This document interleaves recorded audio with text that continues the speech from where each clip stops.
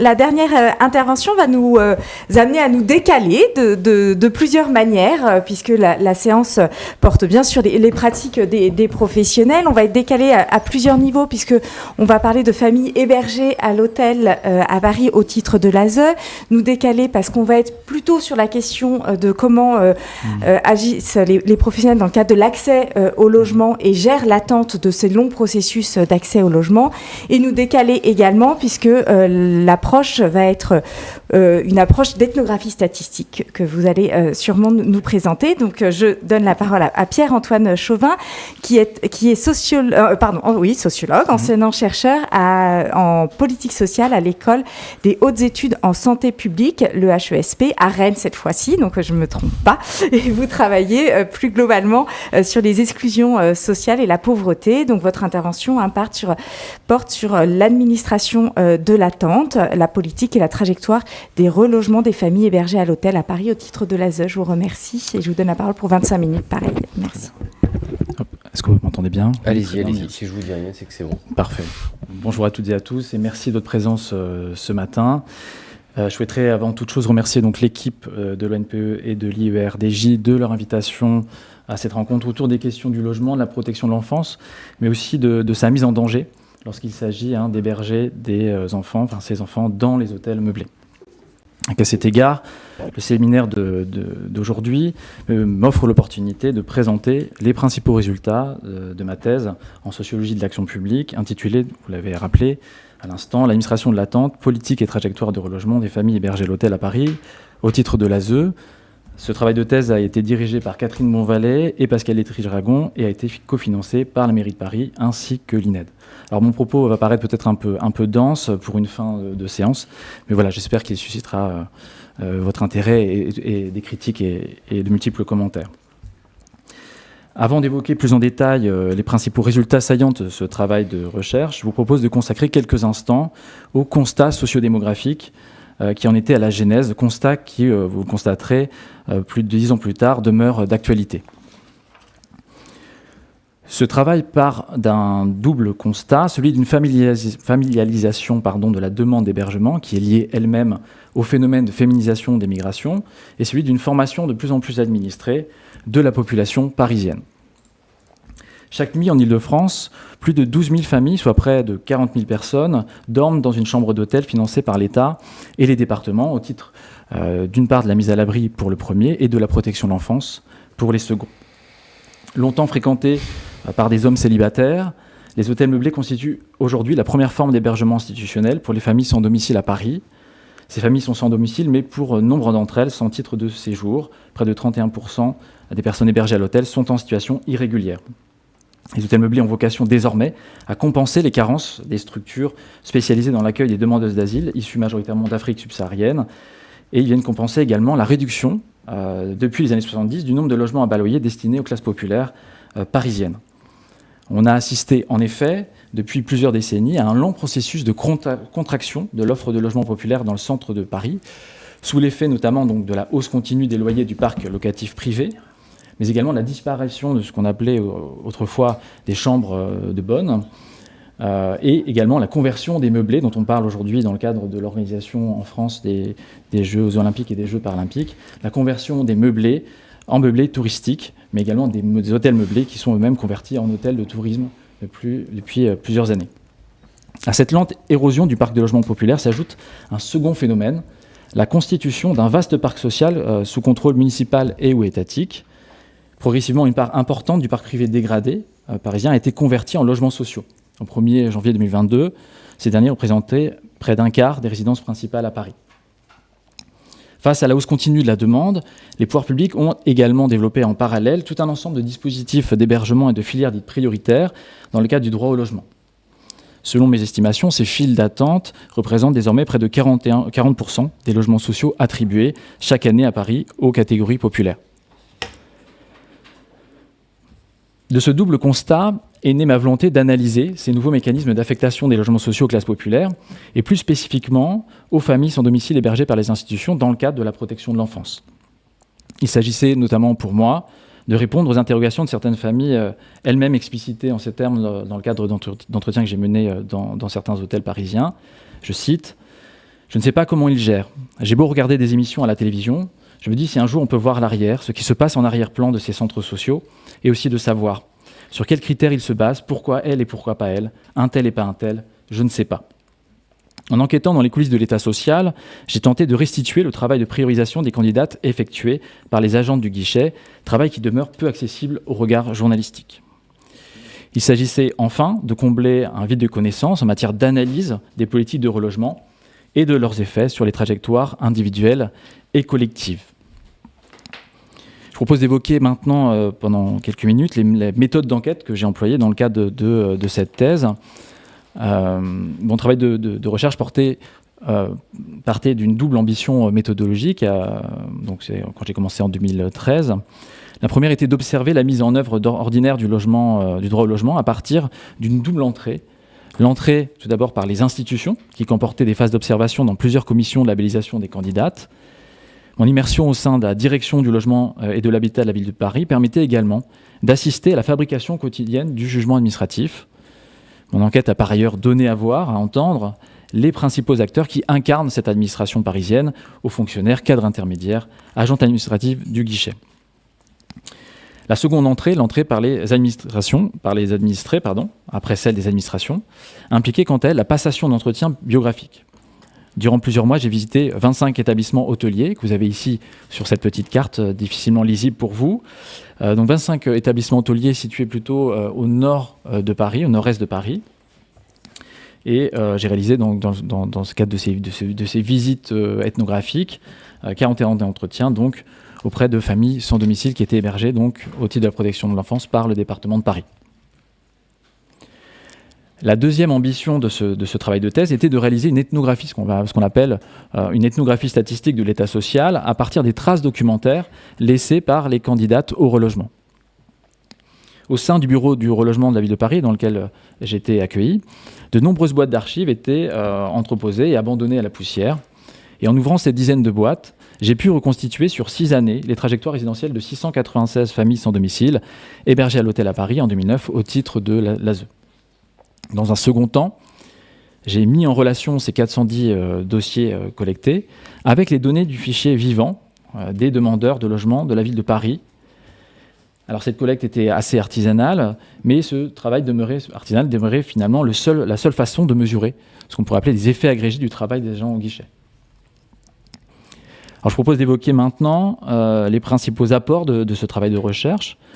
Mon intérêt dans le cadre de cette thèse est d'abord porté sur le rôle du temps dans l'administration des files d'attente. On a évoqué, notamment Marc-Henri Soulet, la question du domicile comme une temporalité, à la fois dans son vécu, mais aussi dans sa production, et aussi également dans son ou ses attributions par les acteurs publics.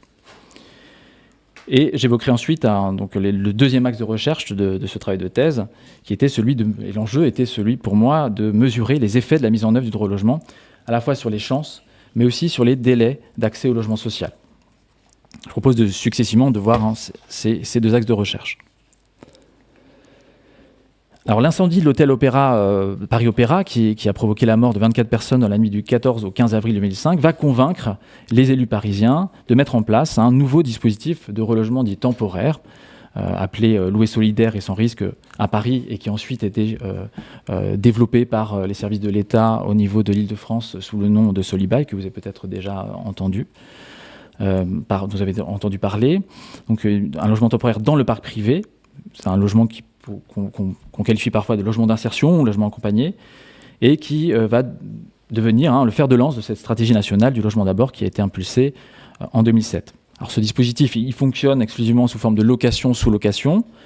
Un contrat de location est conclu entre les organismes conventionnés, organismes associatifs la plupart du temps, et les bailleurs privés souhaitant mettre à disposition un logement vacant. Alors, la mobilisation temporaire du parc privé à des fins sociales s'est imposée comme l'une des principales réponses publiques à la hausse continue des personnes hébergées à l'hôtel, notamment des familles accueillies dans le cadre de la protection de l'enfance.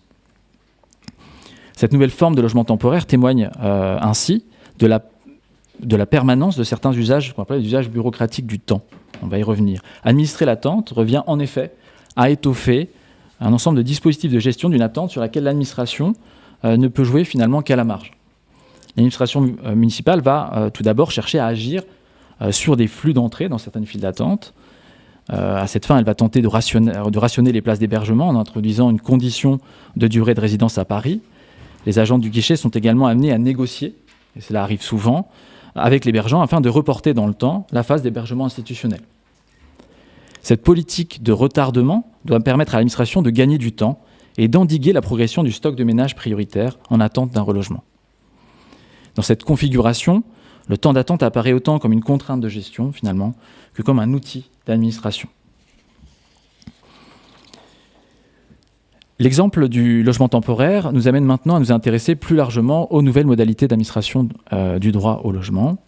À l'image de ce qu'on observe depuis plusieurs décennies à l'entrée de l'enseignement supérieur, l'orientation des candidats s'organise au sein d'un champ toujours plus foisonnant: diversification des filières, inflation des labellisations, complexification du système d'acteurs, etc. Or, ces nouvelles modalités ne sont pas sans effet sur les trajectoires des candidates, des familles candidates. Le second axe de recherche consistait donc pour moi à mesurer ces effets sur une cohorte de familles hébergées à l'hôtel en 2009 au titre de la protection de l'enfance et sur une durée d'observation de 6 ans. 3 principaux effets ont été observés dans le cadre de cette analyse de cohorte. Le premier effet concerne leurs chances d'accès au logement social. Le second effet touche plutôt à leurs attentes en matière de logement. Et enfin, le troisième effet porte sur leur délai d'accès au logement social.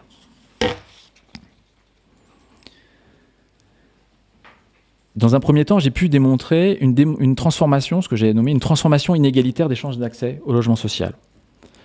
La reconnaissance d'une priorité passe par l'attribution d'un ou plusieurs labels DALO, donc droit au logement opposable, CD, par des instances composées de représentants de l'État, des collectivités locales, des CAF, etc.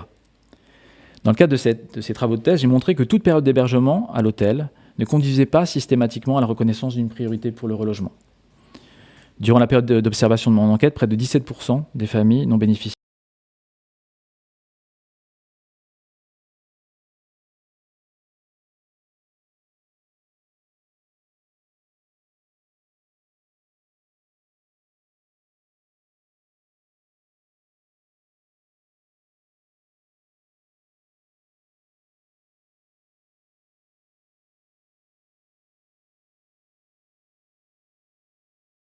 Graphique qui permet en fait d'observer des trajectoires de relogement et de destins résidentiels inégaux, avec sur votre gauche donc la période d'hébergement à l'hôtel en 2009 et puis ensuite le travail d'orientation réalisé par les administrations parisiennes, et ensuite le destin résidentiel sur votre droite en 2014, donc saisi en 2014, avec une part importante de familles qui ont été relogées, près plus de la moitié, mais aussi une part importante de familles qui sont durablement exclues du logement social.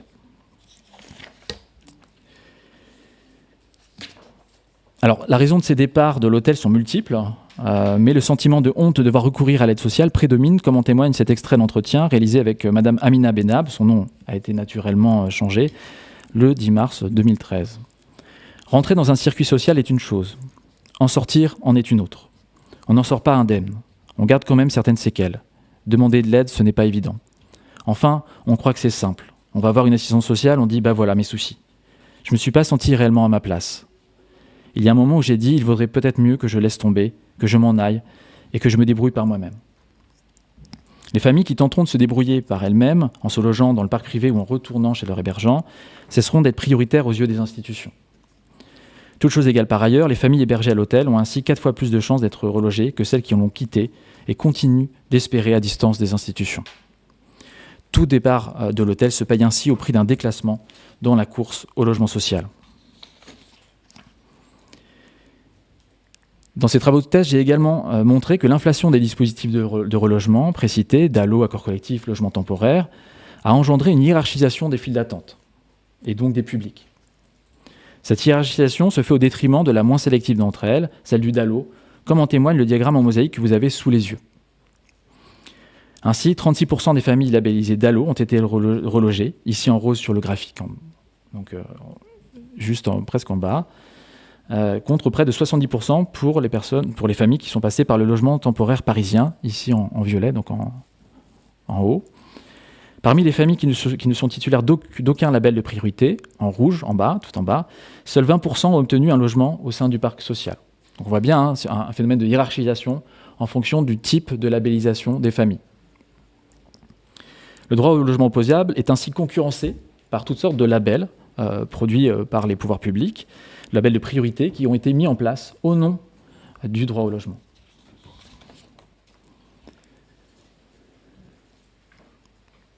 Mes analyses statistiques confirment également la conditionnalité économique du droit au logement. Les candidats doivent non seulement respecter certains plafonds de ressources, mais elles sont également soumises à un seuil minimal de revenus d'activité situé aux alentours d'un demi-SMIC, ici sur le graphique, donc matérialisé par un trait rouge. Plus le revenu d'activité est élevé, meilleure sera la situation résidentielle à la sortie. Le graphique reproduit ici met en évidence une relation étroite entre les revenus d'activité et les conditions de logement 6 ans plus tard. 75% des familles qui accèdent au logement social ont des revenus supérieurs à un demi-SMIC. À l'inverse, 75% des familles qui demeurent à l'hôtel 6 ans plus tard ont des revenus inférieurs à un demi-SMIC. Ma thèse confirme par ailleurs l'importance du rôle joué ici par les agentes du guichet. À salaires égaux, les destins résidentiels se révèlent parfois inégaux.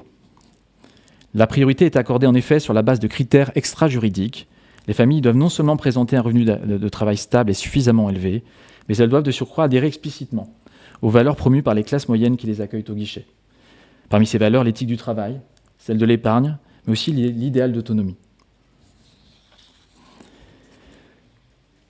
Ce constat m'amène à évoquer maintenant les effets de ce travail administratif sur la formation des attentes populaires en matière de logement. Depuis sa première formulation, le 31 mai 1990 par la loi Besson, le droit au logement a suscité de nouvelles espérances chez les personnes mal logées. Cette attente s'est encore renforcée depuis l'affirmation de son opposabilité par la loi du 5 mars 2007. L'intitulé de cette thèse, l'administration de l'attente, visait en partie à prendre acte de cette nouvelle donne. À défaut de pouvoir gagner suffisamment de temps, les administrations doivent en effet s'assurer de ne pas en perdre. Les agents tentent de limiter certains refus de propositions de logement et sont invités pour cela à, je cite, « casser les représentations des familles et à tenir un discours de réalité pour qu'une famille regarde avec bienveillance les propositions de logement ». Les agentes, en tant qu'agents de transformation, tel que ça a été évoqué il y a quelques minutes par Catherine Selné, les agentes donc doivent accomplir un travail de conversion des espérances. Visite de quartier ou de communes portant certains stigmates, échanges organisés avec certains habitants et certaines habitantes, intervention d'une représentante de bailleur, etc. Loin de correspondre à une demande spontanée, les attentes à l'égard des institutions résultent bien d'un travail social d'ajustement. Le guichet est le lieu par excellence où s'opère un ajustement des attentes des candidates aux attendus institutionnels.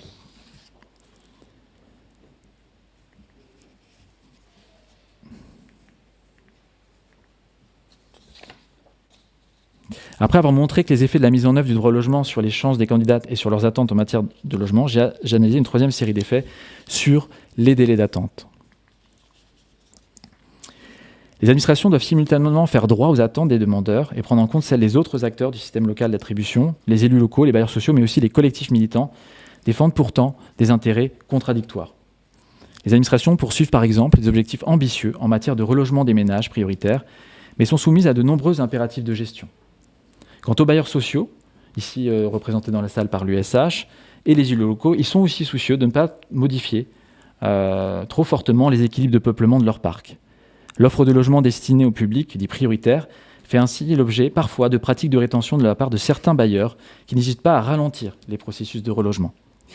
Enfin, et c'est important de l'évoquer aussi ici, les collectifs de mal logés, qui sont très actifs dans le champ du relogement, cherchent aussi de leur côté, quand on travaille sur ce sujet, quand on mène une enquête, à garantir aussi certains débouchés, très concrètement, à leurs adhérents dans le cadre de transactions politiques locales.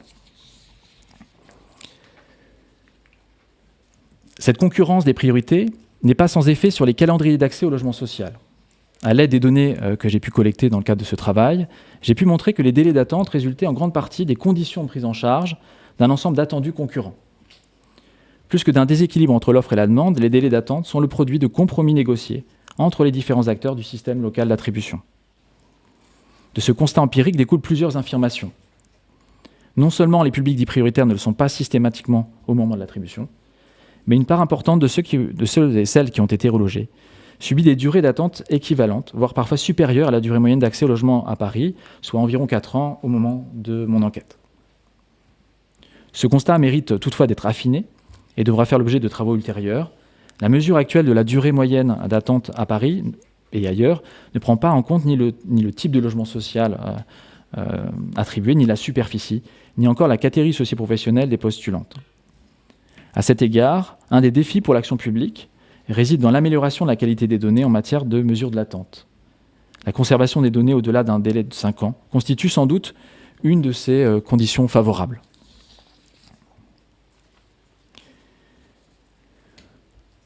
En guise de conclusion, ma thèse pourra être lue comme une invitation à repenser le rôle des administrations dans la mise en œuvre du droit au logement. Elle montre notamment que l'administration de l'attente ne se réduit pas à une simple gestion de la pénurie, mais revêt la forme d'une coproduction des délais et d'une lutte entre les acteurs pour imposer leurs propres critères d'attribution. La portée juridique du droit au logement s'est ainsi effacée progressivement devant un ensemble de priorités gestionnaires qui entrent en concurrence. Davantage que des coupes-fils, les filières prioritaires sont des files d'attente autonomes, régis par leurs propres règles et leur propre calendrier. Et donc mes travaux de thèse montrent ainsi que l'organisation du système local d'attribution en filière, un peu comme l'enseignement supérieur, cette organisation va générer des inégalités en matière d'accès donc au précieux sésame qui est le logement social à Paris, mais aussi sur les autres territoires. Voilà, je vous remercie de votre attention.